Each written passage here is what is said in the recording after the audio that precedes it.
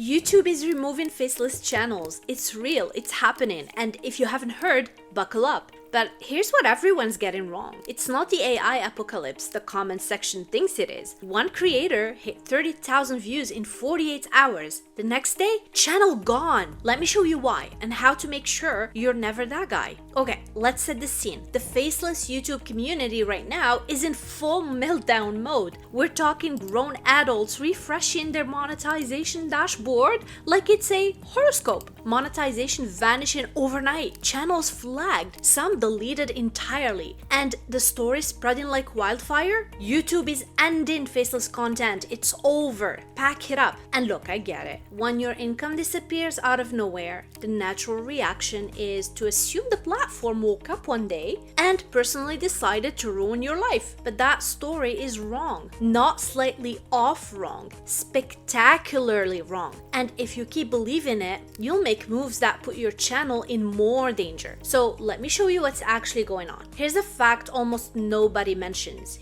YouTube and Google are two of the biggest AI investors on the planet. They've got their own AI video tools, AI image generators, and they're building AI creation tools directly into YouTube Studio for you to use. The YouTube CEO has literally said the company is going all in on AI. So riddle me this. Why would a company pouring billions into AI suddenly declare war on AI creators? That's like a pizza chain declaring war on cheese. They wouldn't. They're not. Here's the actual deal. YouTube isn't coming for AI content. YouTube is coming for lazy content. The copy-paste stuff that bores viewers, annoys advertisers, and clogs the platform like hair in a drain. 3 types specifically. Type 1. Channels pumping out dozens of identical videos where the only thing that changes is the script fed into a robot voice. Same format, same structure,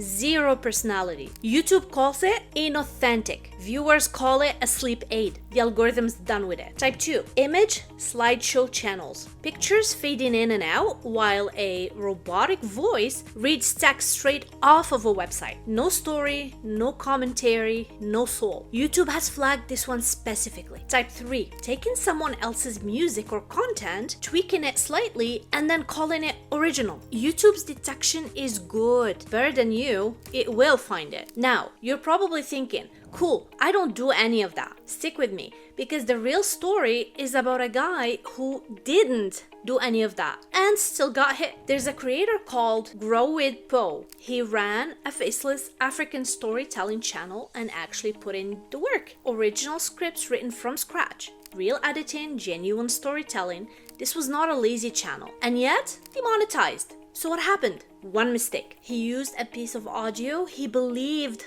was royalty-free. YouTube flagged a copyright claim. He disputed it because he genuinely thought he was right. YouTube rejected the dispute. Next day, his entire channel gone from monetization. And here's the gut punch. He just had a video go viral. 30,000 views in under 48 hours. Right at the peak, yonk, YouTube pulled the plug.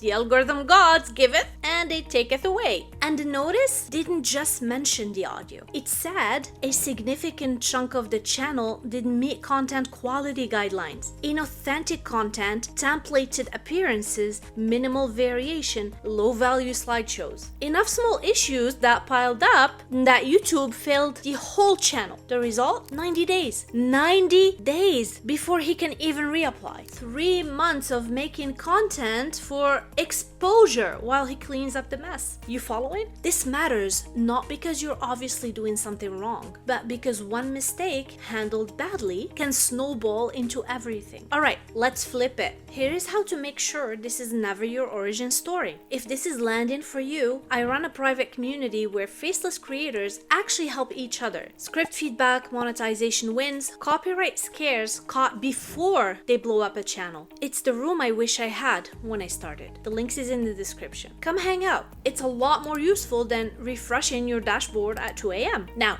the protection plan. Step 1. Audit your content now. Before you hit your monetization threshold, not after. Don't wait for YouTube to flag you. Go through your videos with the eyes of a total stranger. Be honest with yourself. Does this add real value? Real narrative? Real merit? If a video is basically a slideshow with a robot voice reading a website, that's a liability, not an asset. Improve it or remove it. The cleanup happens before you apply, not after you get rejected. Step 2. Take audio rights seriously. Like, deadly seriously. Don't assume royalty-free means safe. That assumption is exactly how Grow with Poe ended up in timeout. Use YouTube's own audio library for the cleanest rights, or pay for properly licensed audio. One wrong clip triggers a strike, and a botched dispute can fast-track you straight to demonetization. Step 3. Build something harder to copy. Here's the part people skip. Low barrier formats have short lifespans. The second a format starts getting views, well, 50 channels swarm in doing the exact same thing. It's like seagulls on a drop fry. The algorithm gives traffic to what viewers want, not to whoever did it first. So if 7 channels make your exact content at your exact quality, your audience drifts and your views collapse. The survivors build something harder to steal, a consistent voice, a format that needs real research, a recognizable look, slower growth, but it compounds, and it's what YouTube actually wants. Step 4.